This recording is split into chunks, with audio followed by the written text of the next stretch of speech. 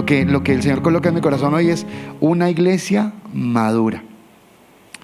Y para hablar de una iglesia madura, lo primero que tendríamos que mirar es qué significa ser maduros. Porque hay una connotación en la que podríamos tomar muchas definiciones, ¿verdad? Entonces podríamos decir que un joven, una señorita, llega a la edad madura cuando ya ha terminado su proceso de desarrollo físico y ya, son hombres o son mujeres y maduró en ese sentido.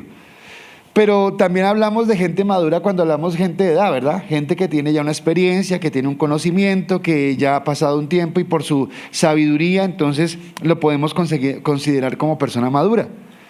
También podríamos hablar de personas maduras, aquellas que tienen ya la capacidad de valerse por sí mismas y de tomar decisiones por sí mismas. Entonces ya no necesita estar pidiéndole a alguien que le diga si tiene que trabajar o no, si tiene que bañarse o no. Bueno, ahorita no se bañan porque no hay agua, pero si tiene que hacer X o Y cosa, sino que está una persona consciente de lo que tiene que hacer, de sus responsabilidades y de lo que va a ejercer.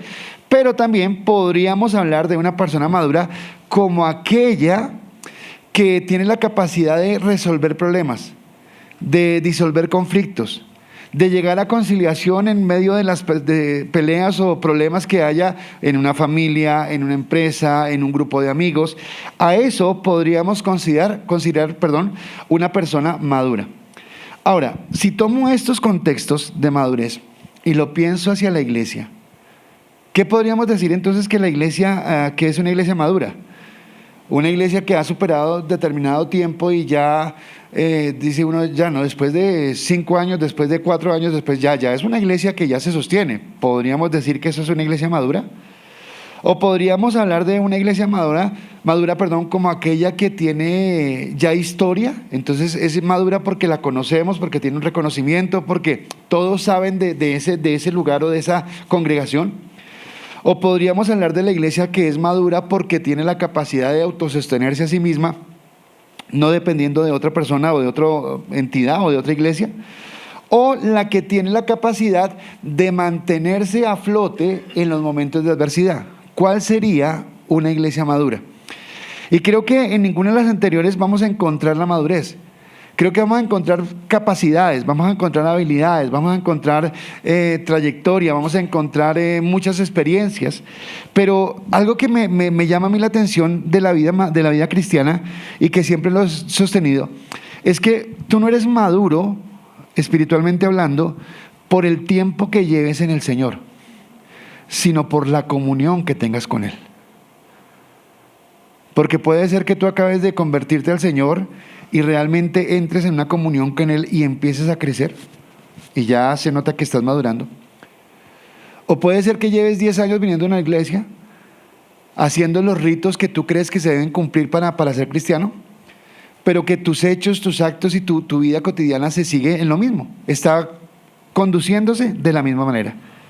Así que creo que cuando nos habla de la madurez, y acá preparando el mensaje me impactaba porque a veces lo que yo entiendo del Señor creo que es muy fuerte, o sea, es de mucho voltaje para nosotros. Y es entender en primer lugar que Cristo nos ha amado. O sea, la madurez la da el entender el amor de Dios. Pero no el amor de Dios de, ay, si Dios me ama, porque de tal manera dio Dios al mundo, y no estoy diciendo que el versículo esté mal, sino que tal vez nosotros lo decimos muy folclóricamente. Pero alcanzamos a entender qué significa el amor de Dios. Alcanzamos a entender que a pesar de nuestras debilidades, de nuestros pecados, de nuestras maldades, Él nos amó.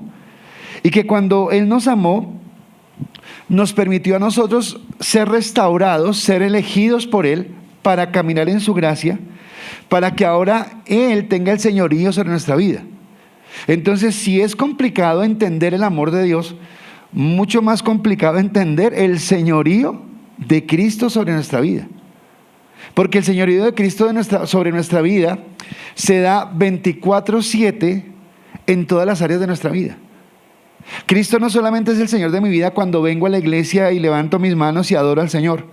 Cristo no solamente es el Señor de mi vida cuando de pronto en la mañana me levanto y hago un devocional.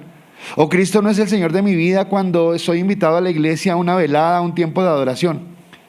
Cristo es el Señor de mi vida aún en los momentos difíciles. Aun cuando tengo adversidades en el trabajo, o cuando tengo tentaciones, o cuando tengo que tomar decisiones en determinadas actividades que tengo. Ahí también Cristo es el Señor de mi vida. Y más llevándolo aún, cuando entiendo la madurez, la esperanza que tengo.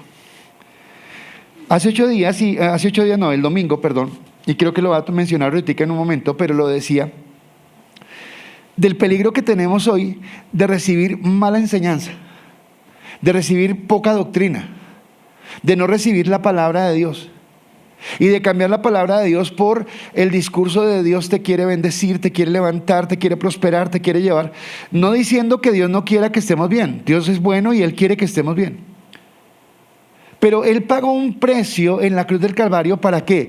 Para rescatarnos ¿de qué? Del pecado, para librarnos ¿de qué? De una condenación eterna, pero nos rescató, nos liberó, pero y ese es donde viene la razón de la esencia del ser cristiano, y es para entender que hay una esperanza eterna, que hay algo mucho más grande, que nosotros en esta tierra, o siendo obedientes a Dios y caminando en Él, y mucha gente no siendo obediente a Dios ni caminando con Él, podemos alcanzar logros, éxitos, reconocimiento, dinero, fama, pero que la esencia principal del Evangelio, de las buenas nuevas de salvación, son saber que estamos asegurados para una vida eterna.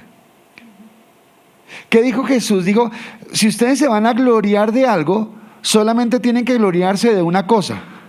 Y Él no dijo que tengan riqueza, o que tengan salud, o que tengan sabiduría. No, Él dijo, gloriesen de que su nombre esté en el libro de la vida. ¿Y por qué esa es la gloria? Porque el hecho de que mi nombre esté en el libro de la vida quiere decir que independientemente del peregrinar que yo tenga en esta tierra, momentos buenos, momentos difíciles, momentos alegres, momentos no tan alegres, la seguridad que tengo es que el día que el Señor me llame a su presencia, yo tengo esa capacidad de ir. Pablo decía una frase, algunas veces la he pronunciado, pero Pablo decía, para mí el vivir es Cristo y el morir es ganancia. Y acá, al igual que el texto de tal manera amó Dios al mundo, a veces decimos nosotros esto y decimos, ay sí, para mí el vivir es Cristo y el morir es ganancia, y no entendemos que realmente Pablo está diciendo de morir, que él considera en la muerte como una ganancia. Pero que mientras que Dios lo tenga en esta tierra, Él sabe que para Él el vivir es Cristo, es cumplir con el propósito y con la misión que Él está dando. Por eso cuando hablamos de la madurez de la iglesia, después de que Pablo ha dicho que nosotros tenemos todos un don, todos tenemos una capacidad para servir en la iglesia. Cuando ha dicho que aunque todos tenemos un don, hay personas que Él ha escogido para que sean unos apóstoles, otros profetas, otros evangelistas, pastores y maestros. Después de que dice que esas personas son colocadas para que todos lleguemos a la unidad de la fe y del conocimiento del Hijo de Dios, Pablo termina como esta sección hablando de la madurez de la iglesia diciendo lo siguiente, Efesios capítulo 4, versículo 14 al 16. Para que ya no seamos niños fluctuantes, llevados por doquiera de todo viento de doctrina, por estratagema del hombre que para engañar emplean con astucia las artimañas del error, sino que siguiendo la verdad en amor, crezcamos en todo en aquel que es la cabeza, esto es Cristo, de quien todo el cuerpo bien concertado y unido entre sí por todas las coyunturas, que se ayuda mutuamente, según la actividad propia de cada miembro, recibe su crecimiento para ir edificándose en amor. O sea que dice, ok, les he dado un don, les he dado un talento, una capacidad para que todos como cuerpo de Cristo cumplan la misión de que yo les he dado a la iglesia para que lleguemos a la eternidad. Pero yo he colocado en la iglesia pastores, maestros, evangelistas para que puedan llevar la palabra. Pero esos pastores evangelistas son siervos de la iglesia, de todos los que tienen dones y talentos, para que podamos llegar a la unidad del crecimiento en Dios para la plenitud de Cristo. Pero después empieza a dar como una descripción para mí progresiva de lo que significa la madurez en Cristo. Y entonces para mí la madurez en Cristo en primer lugar es que una iglesia madura debe buscar la estabilidad. Una iglesia madura debe buscar la estabilidad. ¿Cuántos mensajes usted ha escuchado? No solamente en la iglesia. Tal vez usted algún día fue invitado a otra iglesia. Tal vez usted un día se encontró en YouTube con una predicación y a usted le encantó y se quedó allí en la predicación, la escuchó. ¿Está mal escuchar predicaciones? No, está súper bien escuchar predicaciones. Pero la pregunta es, de todo lo que usted ha escuchado, ¿cuánto usted ha ido a la palabra para verificar que lo que le han dicho es cierto? ¿Cuánto de lo que usted le han hablado ha ido a la palabra para que usted pueda entender y decir, wow, realmente Dios está hablando? ¿Por qué? Porque lo primero que dice Pablo es, para que ya no seáis niños fluctuantes, llevados por doquiera de todo viento de doctrina, por estratagema de hombres que para engañar emplean con astucia las artimañas del error. ¿Quiere decir que entonces todos los que se dicen pastores no son pastores? ¿O todos los que se dicen apóstoles no necesariamente son apóstoles? Y yo necesito discernir esto. Pero ¿cómo lo discierno? ¿Cómo lo entiendo si yo no conozco la palabra? ¿Cómo lo entiendo si yo no conozco cuál es la verdad del Evangelio? Así que me lleva a mí a tener una necesidad de... Y aquí los de la iglesia muchas veces ya se cansan de que el pastor o el líder esté diciendo y su devocional, y que hubo el devocional, oiga, ya he hecho el devocional. Pero es que el devocional es una manera en la que buscamos de que usted mismo tenga una relación con Cristo y que usted pueda entender que lo que se le predica desde un púlpito es acorde a lo que la palabra dice, es conforme a lo que la palabra está diciendo. Cuando usted afina su oído, voy a hablar de los músicos, porque yo obviamente no soy músico, y a mí cualquier papayera me suena hermosa. Suena bonito, para mí suena bien. ¿Pero por qué para mí suena bien? Porque tal vez yo no tengo la capacidad de verificar quién realmente sabe interpretar bien un instrumento. Pero una persona que realmente sepa de música va a identificar si el instrumento entró bien, si entró mal, si el cantante está cantando bien, si está cantando en una nota que no es, si se le salió un gallo, si se desafinó. Pero ¿cómo alcanza a entender eso? Porque su oído está afinado. ¿Pero por qué está afinado su oído? Pues porque todos los días se la pasa viendo series, porque todo el tiempo se la pasa, qué sé yo, durmiendo. ¿Sí es por eso? Es porque esa persona ha educado su oído para escuchar bien la interpretación de la música. Ahora, déjeme hablarle de su oído espiritual. Porque acá dice que ya no seamos niños fluctuantes, que escuchan cualquier cosa y detrás de cualquier cosa se van. Porque les gusta todo aquello que suena espectacular, todo aquello que suena fascinante, todo aquello que se ve como severo, así espectacular. Pero no entendemos que la palabra o la Biblia o la vida cristiana, más que algo espectacular, es algo que nos va formando y nos va edificando. Y que va transformando nuestro carácter, va transformando nuestra vida de adentro hacia afuera. Así que las primeras señales de una persona inmadura es que no tiene fundamento. Es llevado por cualquier cosa. Entonces usted mira a la persona y hoy está acá, que ama al Señor, que quiere, que hay que hacer, pastor, ¿a dónde sirvo? Y al día siguiente está diciendo, no, esto no tiene sentido, de verdad Dios sí existirá, yo como que dudo. Y usted pues obviamente tiene que amar a la persona, pero ¿qué está viendo? Inmadurez. Ok, le sigo dando palmaditas en la espalda, le sigo tratando de enseñar la palabra, pero veo que no ha crecido en el Señor, que no ha madurado en el Señor. Ahora, esto hará que escuche cualquier cosa que le parezca buena o agradable, y esto que escuche, que le parece bueno o agradable, o aquello que le desagrada, influya en él para tomar decisiones. Me voy de la iglesia, no vuelvo a ese grupo, allá como que no me quieren, como que mejor me voy a ese lado porque, y veo, y empezamos a movernos más por lo que ven nuestros ojos, que realmente por lo que la palabra ha establecido. Pablo advirtió a la iglesia de Mileto. Pablo, usted sabe que era un apóstol misionero, que él andaba por todos los lugares, y en la palabra registra algunos momentos donde él como que da una despedida, un discurso de despedida. Y obviamente yo imagino que se despidiera a Pablo era muy doloroso, porque ¿quién no quisiera tener a Pablo de pastor? ¿Quién no quisiera que Pablo fuera el que le estuviera enseñando todo el tiempo la doctrina cuando tenía la revelación que él tenía? Pero dice que en la palabra, en el discurso de despedida que dio a Mileto, él dijo lo siguiente, en Hechos capítulo 20, versículo 29 al 31 dijo: porque yo sé que después de mi partida entrarán en medio de vosotros lobos rapaces. Vea cómo los habla Pablo.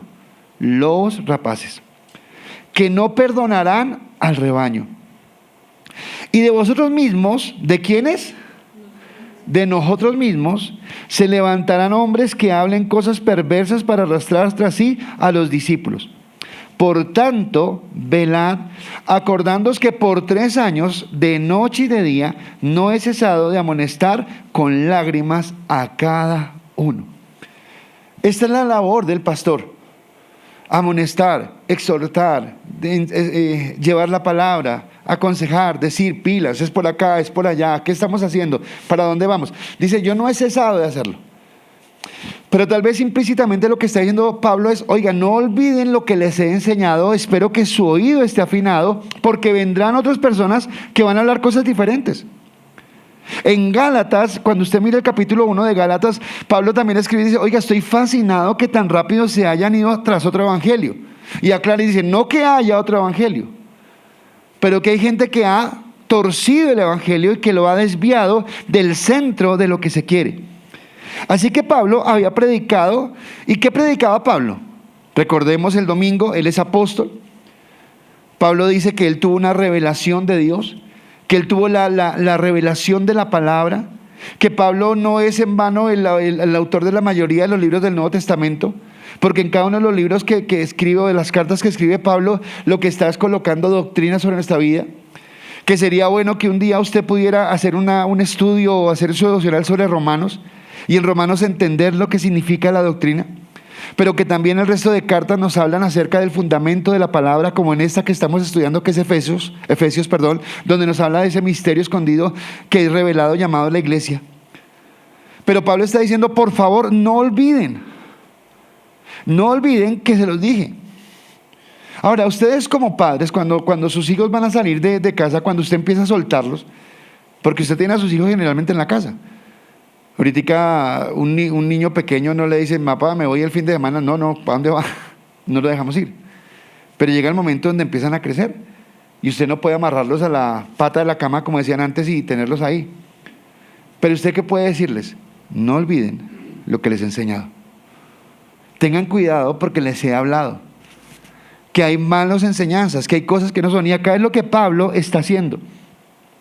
Así que para nosotros necesitamos entender si conocemos la sana doctrina. ¿Pero qué es la sana doctrina? Y a mí me da risa, y no risa porque sea malo o sea bueno, sino hay gente que de pronto viene y se acerca y dice, es una iglesia así, ¿y esta es de sana doctrina? Pues la verdad yo no sé si esperan que le digan, no, esto es de mala doctrina. No, nadie le va a decir a usted que un lugar es de mala doctrina. O sea, ¿usted quién le va a decir? No, acá no entre, acá no es lo que... No. Todo el mundo le va a decir que es sana doctrina. Pero ¿usted cómo hace para saber si es sana doctrina? Cuando usted conoce la palabra. Ahora, tiene que ver mucho también con el pastorado. Porque yo pensaba esto, cuando estamos hablando de gente madura, ok, pero ¿qué de la gente que está empezando? Obviamente Dios es el que obra.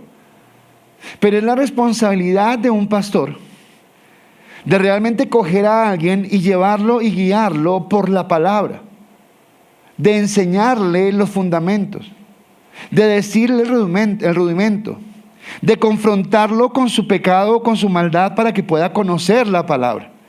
Así que sí tiene que ver otra vez el ministerio del pastorado.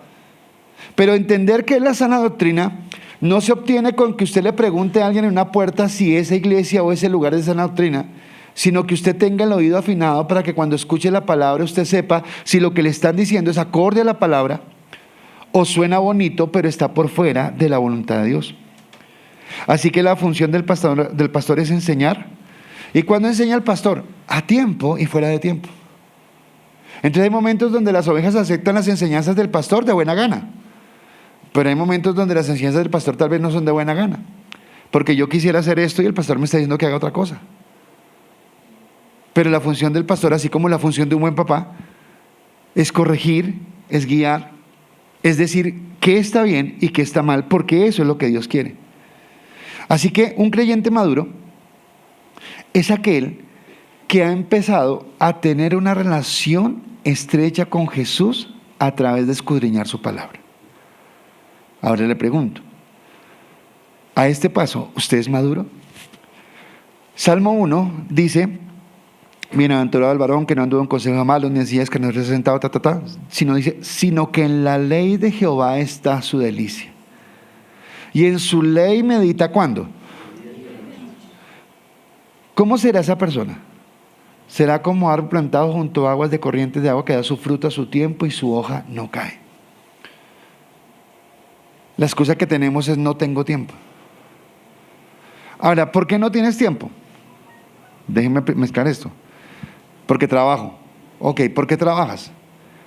Porque si no trabajo, no puedo mantenerme. No pago el arriendo, las cuotas o lo que sea, no compro mercado. Ok, listo, eso está bien. Pero si no tienes comunión con Dios, ¿qué estás perdiendo? Y lo que tú pierdes por no tener comunión con Dios es mucho más grave que lo que pierdes por no tener trabajo. No estoy diciendo que renuncies al trabajo. Estoy diciendo que tenemos que organizarnos para entender que Dios tiene un lugar de prioridad. Porque cuando hablamos de Dios estamos hablando de nuestra comunión con Él. Pero a veces las cosas urgentes no nos dejan hacer las cosas importantes. Y las cosas urgentes es: necesito trabajar hoy, necesito ir. ¿Y por qué necesitamos hacerlo? Porque no hemos sido precavidos, porque no hemos sido hecho una provisión. Bueno, por muchas cosas. Y usted necesita lo urgente. Pero Dios le quiere hablar de lo importante. Y lo importante es aquello que trasciende en lo que Dios ha determinado. Así que una iglesia madura no solamente es aquella que tiene estabilidad, que ya no anda como la veleta, que ya no anda como las olas del mar que vienen y que van, sino que ha cogido una firmeza. Pero también una iglesia madura debe ser íntegra. Y la palabra integridad en estos días es muy escasa. Sí se menciona mucho, sí se escucha mucho, pero es escasa en la práctica. ¿Qué dice el versículo 15? Dice: sino que siguiendo la verdad en amor, crezcamos en todo en aquel que es la cabeza, esto es, en Cristo. Una de las peores tragedias que tiene nuestra humanidad desde el momento en que la serpiente engañó a Eva y que ha seguido por el resto del tiempo hasta el día de hoy es la mentira. Para nosotros la mentira es algo normal, es algo cotidiano. Mentimos para justificarnos, mentimos para salir de un problema. Y a veces mentimos porque nos gusta mentir. No había necesidad de decir una mentira, pero la dices. Porque no tenemos o entendemos la gravedad del problema. Ahora, el problema es que tú le mientes a tu papá, le mientes a tu mamá, le mientes a tu esposo, le mientes a tu hijo. Entonces el político miente a la gente. El del contrato o el del negocio miente. El de la notaría miente. Y algo que vemos como normal, no nos damos cuenta que es lo que hace que no podamos confiar en nadie. Dice la palabra que nuestro hablar debería ser sí, sí y no, no. Que si yo digo sí, debe ser que eso es sí, así es. Y que si yo digo no, es porque no. Y que la palabra de nosotros tiene poder y tiene autoridad porque nosotros somos hijos de Dios que hemos crecido en la verdad. Así que la mentira entonces ha dañado, pero lo que me parece a mí no contradictorio, sino un contraste glorioso, es que en medio de una sociedad que vive en mentira, nosotros hemos podido llegar a conocer la más grande de las verdades. Y la verdad más importante, la verdad más gloriosa que pudimos conocer fue la verdad del Evangelio. Fue la verdad de las buenas noticias de Cristo, de su amor, de su gracia, de su misericordia y de su bondad. Pero esa verdad debe dar como resultado en la persona que la han recibido y que ha madurado en el Señor, que esa verdad lo lleve al amor. ¿Y qué es el amor? Que la verdad se da con amor. Entonces, un creyente maduro, un creyente que realmente ha crecido en el Señor, es aquel creyente que con amor puede instruir, que con amor puede guiar, que con amor puede fortalecer. Y me llama la atención que la carta a los Efesios hable tanto de la palabra amor. Le coloque ese parámetro a la palabra amor. Porque está hablando de que el amor va acompañado de la verdad y que el amor y la verdad hacen o constituyen un cristiano maduro. Un cristiano sin madurez puede hablar la verdad, pero un cristiano sin madurez dirá la verdad y será cruel. Dañará, herirá, ofenderá. Ahora, la palabra ofende, pero lo que tiene que ofender es la palabra, no la persona que lleva la palabra. Lo que tiene que ofender es que la palabra me confronte con el pecado, pero no yo ofendiendo porque quiero ayudarle a la palabra. No, yo debo hacerlo con amor. Cuando solo hay amor, pero no hay verdad, entonces me convierto en algo sentimental, en algo emocional, solamente de emociones. Como cuerpo, crecemos en Cristo cuando caminamos en la verdad y cuando caminamos en el amor. Y para caminar en esto es unidos a la cabeza, y la cabeza es Cristo. Cristo es nuestra autoridad y ahora tiene la mayor relevancia en nuestra vida, pero la pregunta es, ¿Cristo realmente es mi autoridad? Entonces les pregunté en el punto anterior, les dije, bueno, ¿cómo están en su comunión con Dios? ¿Cómo están en su intimidad con Dios? Porque esa intimidad con Dios les dará un parámetro de saber cuán grande o cuán alta está su madurez. Pero ahora les coloco en segundo aspecto. ¿Qué tanto usted ha entendido que Cristo es el Señor de su vida? Que Cristo tiene la autoridad de su vida. Pablo escribiéndole a los Gálatas, dijo lo siguiente: con Cristo estoy juntamente crucificado, y ya no vivo yo, mas vive Cristo en mí. Y lo que ahora vivo en la carne, lo vivo en la fe del Hijo de Dios, el cual me amó y se entregó a sí mismo por mí. ¿Qué decía Pablo? Con Cristo yo estoy juntamente crucificado. No quiere decir que Pablo fue a la cruz con él. No, el que fue a la cruz fue Cristo. Pero dice, ok, listo, si Cristo en su cuerpo físico estuvo dispuesto a padecer un precio tan alto, a pagar un precio tan alto, a través del sufrimiento que le causaría la cruz, por redimirme, por salvarme, mi responsabilidad ahora es que yo también crucifique, pero crucificar no es hacer algo literal. No es en Semana Santa subir un cerro de rodillas y rajarse las rodillas.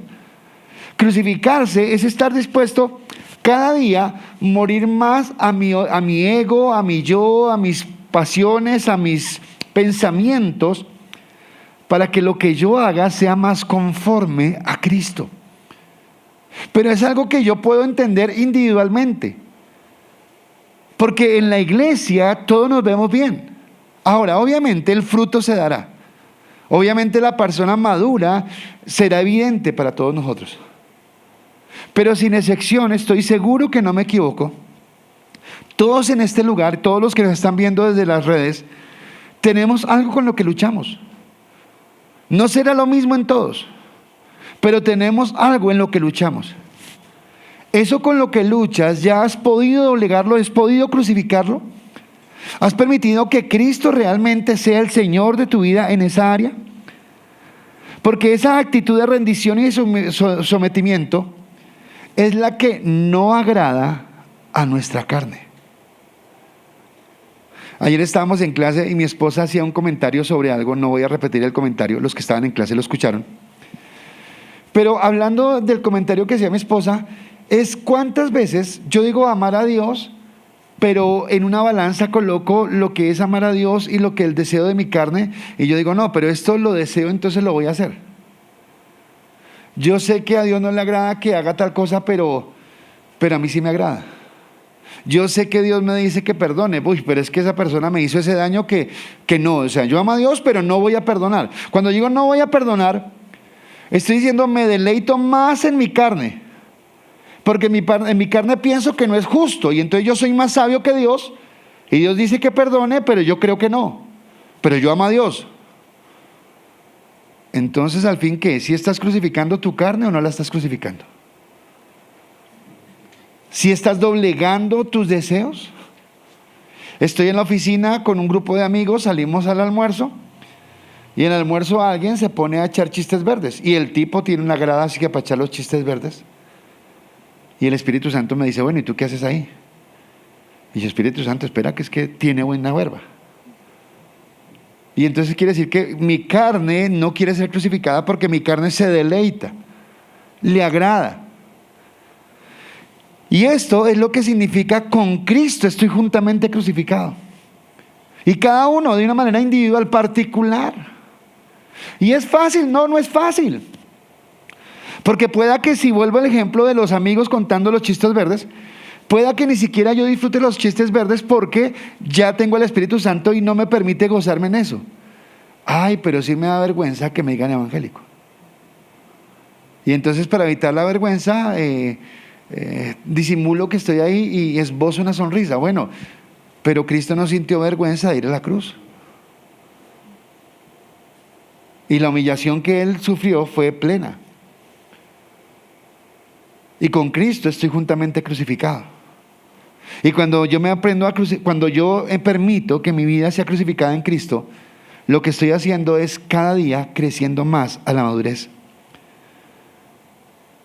Así que la madurez es demostrada por el sometimiento a Cristo, pero ¿cómo yo muestro que me someto a Cristo? Porque me someto a la palabra y volvemos a la necesidad de leer la palabra. Porque si yo nunca leo la palabra. Ahora, ¿por qué hablamos de predicadores fraudulentos? Porque el predicador fraudulento siempre te hablará de lo bueno que es Dios, de cuánto te ama Dios y de cuánto te quiere bendecir Dios, pero nunca te confrontará con lo que Dios quiere de ti. Y lo que Dios quiere de ti es santidad. Lo que Dios quiere de ti es una vida cambiada. Así que esa es nuestra mayor lealtad. La mayor lealtad que le podemos dar a Dios es que nosotros nos sometamos a su palabra. Así que el inmaduro es fiel a su carnalidad. El inmaduro es fiel a sus deseos. El inmaduro es fiel a sus arrebatos, pero no quiere ser fiel a la palabra. Así que yo tengo que confrontarme con respecto a quién le estoy dando mi lealtad y mi fidelidad. Porque cuando logramos ser una iglesia que tiene esa estabilidad y cuando tenemos esa iglesia que tiene esa integridad, es cuando llegamos a ser realmente una iglesia madura. Entonces la estabilidad ¿en qué se basa? En que yo esté firme. ¿Listo? La iglesia en la que estoy, que Dios me ha colocado, ¿es perfecta? No es perfecta. Pero seguramente allí Dios me ha colocado con un don y un talento para poder ayudar a crecer a esa iglesia, para que todos estemos en esa bendición. En la integridad entenderé que camino conforme a la voluntad de Dios y que mi mayor sujeción es a Cristo y que Él es mi autoridad y que a través de Él entiendo cómo someterme a las demás autoridades. Y eso nos conduce a ser cristianos maduros. Y acá es donde viene. Estamos hablando de una iglesia madura. Pero una iglesia madura está constituido por creyentes maduros. Así que si nosotros no somos maduros, no podemos pretender llamarnos una iglesia madura. Y acá es muy duro, muy bravo, porque no estamos hablando de una persona. No estamos hablando del pastor, no estamos hablando de los líderes, no estamos hablando de los servidores, no estamos hablando de los de la alabanza. Es que ellos tienen que ser maduros. No. La iglesia, ¿quién es la iglesia? ¿Se acuerdan que hablamos de eso? ¿Quién es la iglesia? Nosotros. O sea que cuando la gente te ve a ti en la calle, olvídate de ICAS. ICAS es lo que menos importa. La gente está viendo en ti la iglesia de Cristo. ¿Y cómo la ve? ¿Como una iglesia madura? ¿O como una iglesia inmadura? Así que tenemos firmes nuestras convicciones y permanecemos en la comunión con Dios. Eso nos llevará a lo que dice el último versículo 15, que dice: de quien todo el cuerpo, la iglesia, bien concertado y unido entre sí por todas las coyunturas, que se ayudan mutuamente, según la actividad propia de cada miembro, recibe su crecimiento para ir edificándose en amor. Me encanta lo que dice, según la actividad propia de cada miembro. Dios no te va a llamar a hacer lo que no te pidió hacer. O sea, tú no te preocupes por hacer lo que Dios no te llamó a hacer. Preocúpate por hacer bien lo que Dios te llamó a hacer. Así que si usted no es de la alabanza, no se preocupe por eso. Deje que los que están allí se preocupen y que lo hagan bien. Pero ¿qué te llamó a hacer Dios a ti? ¿Qué es lo que haces y lo que haces lo haces bien? Porque eso será lo que nos permita crecer, porque la madurez se da en miembros individuales maduros que no solamente no son estables en su fe, que no solamente son íntegros en su relación con Dios, sino que ahora entienden el privilegio de servir para una iglesia que está apuntando a su encuentro con Cristo. Así que en el Señor Jesucristo adquirimos madurez cuando nos unimos a Él, y es la cabeza. En Colosenses hay una palabra donde está hablando acerca de los que querían judaizar. Y entonces le está diciendo, bueno, señores, ya no son días de fiesta, ni días de reposo, ni fiestas no sé qué, ni sacrificios, ni no sé qué, Y dice en el capítulo 2, versículo 19, dice, y no haciéndose de la cabeza, está hablando de los que no quieren reconocer a Cristo, en virtud, y entonces en la cabeza, en virtud de quien todo el cuerpo, nutriéndose y uniéndose por las coyunturas y ligamentos, crece con el crecimiento que da Dios. Así que ni siquiera es un esfuerzo nuestro por crecer. Cuando usted tiene un hijo, usted no tiene que estirarlo todos los días para que le crezca un brazo y le crezca el... No, usted tiene que preocuparse por alimentarlo bien. Usted tiene que preocuparse por darle un buen ambiente. Usted tiene que preocuparse porque el niño tenga conocimientos, bases, fundamentos, todo lo necesario. Pero el crecimiento lo da Dios. Así mismo es en la iglesia. El crecimiento lo da Dios. Los que llevan tiempo en el Evangelio podrán mirar atrás y decir, oiga, ¿cómo he cambiado? O podrán decir, oiga, ¿cómo sigo igual? ¿Qué dirás tú? ¿Sigues igual o has cambiado? ¿Has crecido en tu comunión con Dios? ¿Has crecido en tu relación con Él? ¿Estás usando el don de Dios? Te pregunto, ¿estás usando? O todavía recuerden que desde el miércoles pasado llevo diciendo que no hay don de la silla, no existe. Así que si usted está cómodo en la silla, diga, no, Dios, yo quiero moverme de la silla. Yo quiero empezar a hacer algo porque entiendo que soy parte de la iglesia, porque entiendo que trabajo en la iglesia. Pero ahora, si tú ya tienes un don, la otra pregunta es, ¿cómo estás usando el don? Porque puede ser que tu don sea de bendición para la iglesia, como puede suceder que tu don sea un estorbo. Y puede ser muy triste.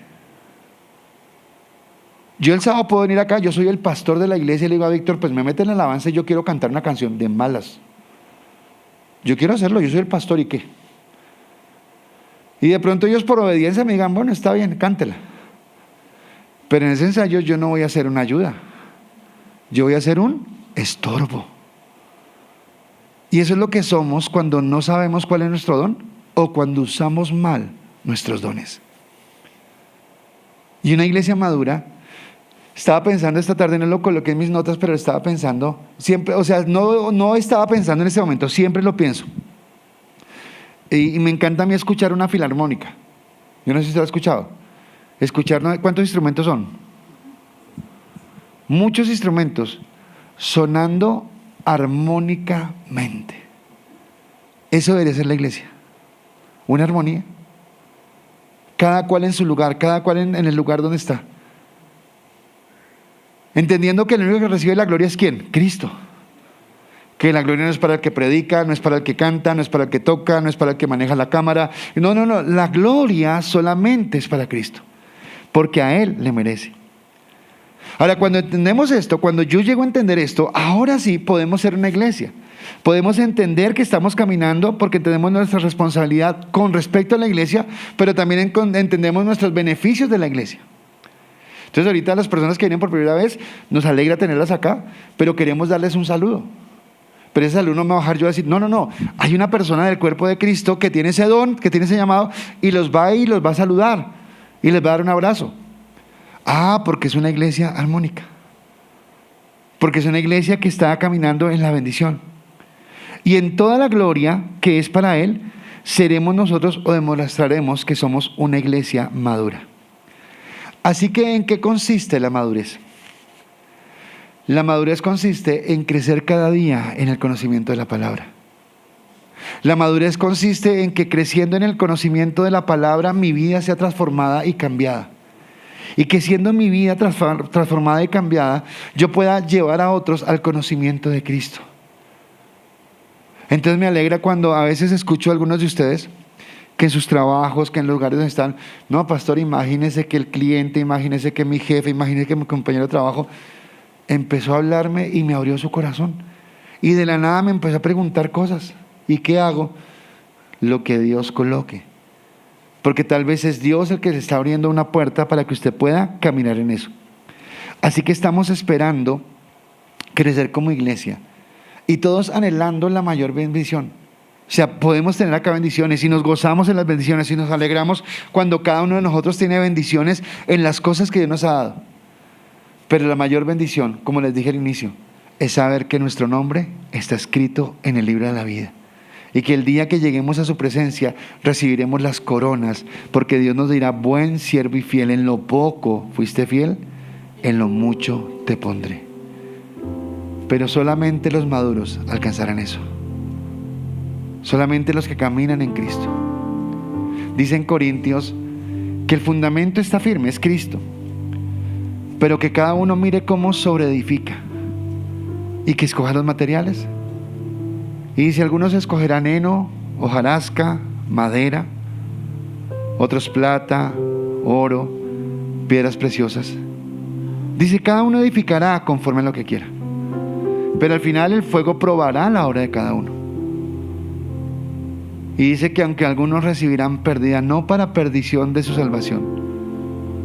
Y esos de los que habla que recibirán pérdida fueron los que no entendieron realmente la dimensión de la iglesia.